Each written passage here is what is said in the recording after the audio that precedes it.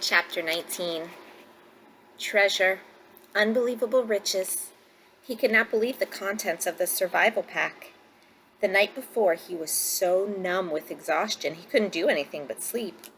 All day in the water had tired him so much that in the end, he had fallen asleep sitting against his shelter wall, oblivious even to the mosquitoes, to the night, to anything. But with false gray dawn, he had awakened instantly and began to dig in the pack to find amazing, wonderful things. There was a sleeping bag, which he hung to dry over his shelter roof on the outside, and foam sleeping pad, an aluminum cook set with 4 little pots and 2 frying pans. It actually even had a fork and knife and spoon. A waterproof container with matches and 2 small butane lighters. A sheath knife with a compass in the handle, as if a compass would help him, he thought, smiling.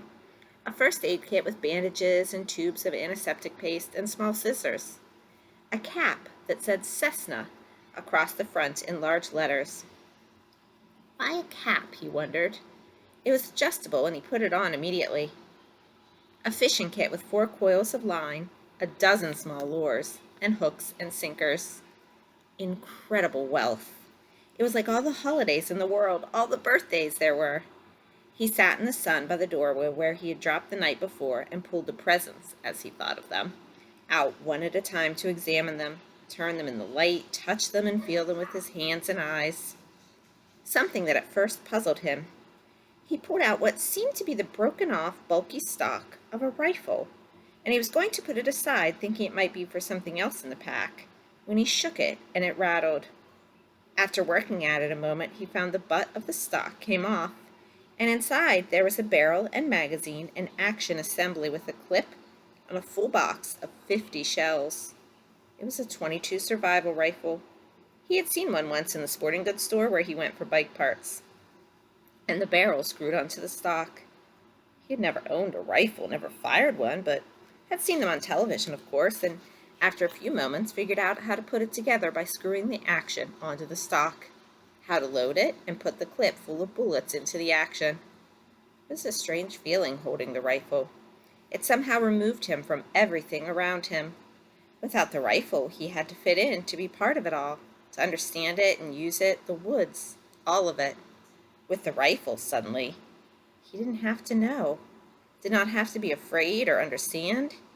He didn't have to get close to a full bird to kill it. He didn't have to know how it would stand if he didn't look at it and moved off to the side. The rifle changed him the minute he picked it up, and he wasn't sure he liked the change very much. He set it aside, leaning it carefully against the wall. He could deal with that feeling later. The fire was out, and he used a butane lighter and a piece of birch bark with small twigs to get another one started, marveling at how easy it was, but feeling again that the lighter somehow removed him from where he was, what he had to know. With a ready flame, he didn't have to know how to make a spark nest or how to feed the new flames to make them grow. As with the rifle, he wasn't sure he liked the change. Up and down, he thought. The pack was wonderful, but it gave him up and down feelings. With the fire going and sending up black smoke and a steady roar from a pitch-smelling chunk he put on, he turned once more to the pack, rummaging through the food packets. He hadn't brought them out yet because he wanted to save them until last. Glory in them. He came up with a small electronic device completely encased in a plastic bag.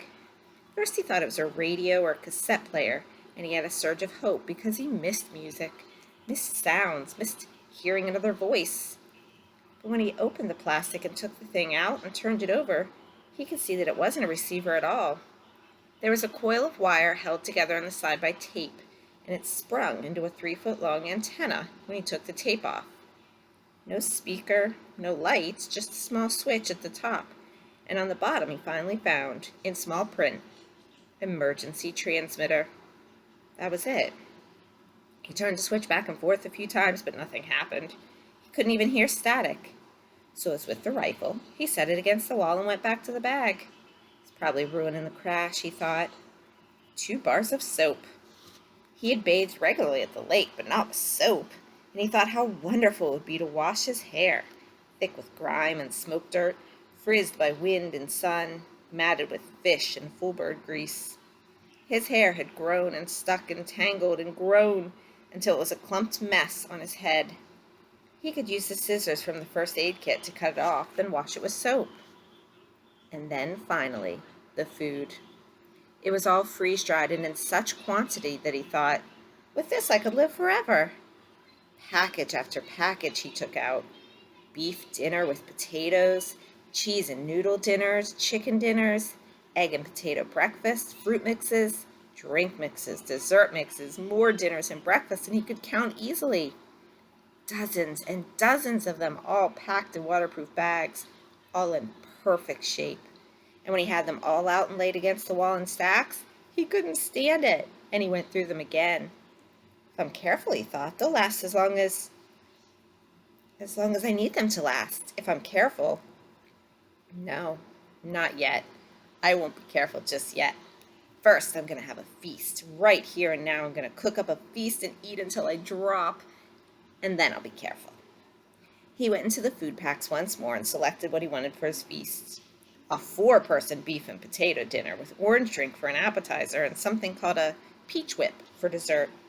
Just add water, it said on the packages, and cook for half an hour or so until everything was normal size and done. Brian went to the lake and got water in one of the aluminum pots and came back to the fire. Just that amazed him. To be able to carry water to the fire in a pot? Such a simple act, and he hadn't been able to do it for almost 2 months. He guessed the amounts and put the beef dinner and peach dessert on to boil, then went back to the lake and brought water to mix with the orange drink.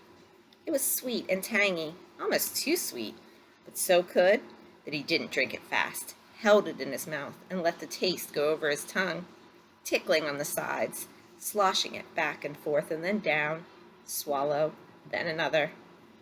That, he thought, that is just fine, just fine.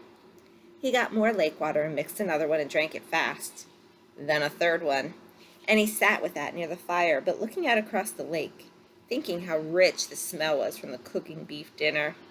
There was garlic in it and some other spices, and the smells came up to him and made him think of home, his mother cooking, the rich smells of the kitchen, and at that precise instant, with his mind full of home and smell from the food filling him, the plane appeared. He had only a moment of warning. There was a tiny drone, but as before, it didn't register. Then suddenly roaring over his head low, and in back of the ridge, a bush plane with floats fairly exploded into his life. It passed directly over him, very low, tipped a wing sharply over the tail of the crashed plane in the lake, cut power, glided down the long part of the L of the lake, then turned and glided back, touching the water gently once, twice, and settling with the spray to taxi and stop with its floats, gently bumping the beach in front of Brian's shelter. He had not moved. It had all happened so fast that he hadn't moved. He sat with the pot of orange drink still in his hand, staring at the plane, not quite understanding it yet, not quite knowing yet that it was over. The pilot cut the engine, opened the door, and got out, balanced and stepped forward on the float to hop under the sand without getting his feet wet. He was wearing sunglasses, and he took them off to stare at Brian. "I heard your emergency transmitter. Then I saw the plane when I came over." He trailed off, cocked his head, studying Brian. "Damn, you're him, aren't you? You're that kid. They quit looking almost 2 months ago. You're him, aren't you? You're that kid." Brian was standing now, but still silent, still holding the drink. His tongue seemed to be stuck to the roof of his mouth, and his throat didn't work right. He looked at the pilot and the plane and down at himself, dirty and ragged, burned and lean and tough, and he coughed to clear his throat. "My name is Brian Robison," he said. Then he saw that his stew was done, the peach whip almost done, and he waved to it with his hand. "Would you like something to eat?" Epilogue. The pilot who landed so suddenly in the lake was a fur buyer, mapping Cree trapping camps for future buying runs, drawn by Brian when he unwittingly turned on the emergency transmitter. and left it going.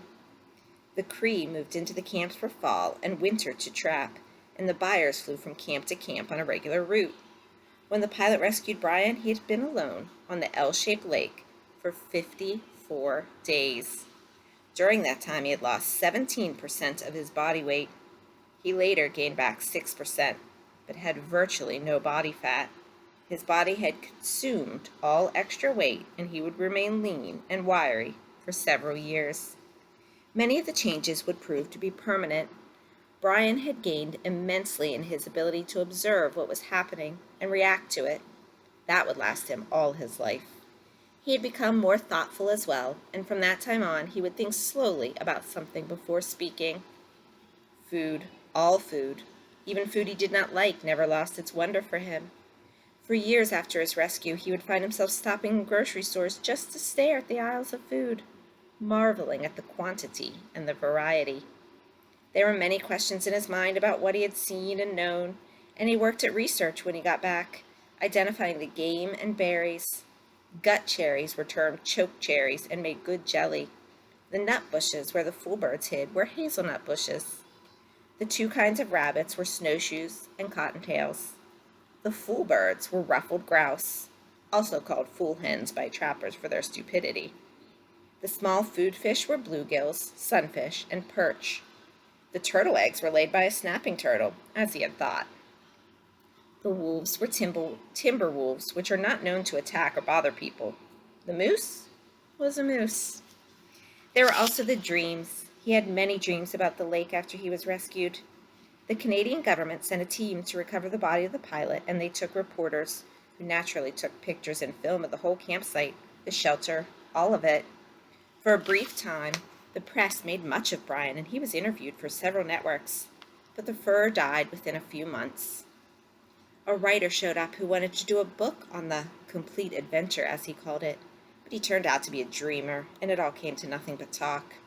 Still, Brian was given copies of the pictures and tape, and looking at them seemed to trigger the dreams. They were not nightmares. None of them was frightening, but he would awaken at night with them, just awaken and sit up and think of the lake, the forest, the fire at night, the night birds singing, the fish jumping, sit in the dark alone and think of them. And it was not bad, and would never be bad for him. Predictions are, for the most part, ineffective. But it might be interesting to note that had Brian not been rescued when he was, had he been forced to go into hard fall, perhaps winter, it would have been very rough on him. When the lake froze, he would have lost the fish, and when the snow got deep, he would have had trouble moving at all. Game becomes seemingly plentiful in the fall. It's easier to see with the leaves off the brush, but in winter it gets scarce and sometimes simply non-existent, as predators, fox, lynx, wolf, owls, weasels, fisher, marten, northern coyote, sweep through areas and wipe things out. It's amazing what a single owl can do to a local population of ruffled grouse and rabbits in just a few months. After the initial surprise and happiness from his parents at his being alive, for a week it looked as if they might actually get back together, things rapidly went back to normal. His father returned to the northern oil fields where Brian eventually visited him, and his mother stayed in the city, worked at her career in real estate, and continued to see the man in the station wagon. Brian tried several times to tell his father, came really close once to doing it, but in the end, never said a word about the man or what he knew. The secret. The end. I hope you enjoyed Hatchet. If you get a chance, get a copy of the actual book and read it again. It's a great one to have. Thanks for listening.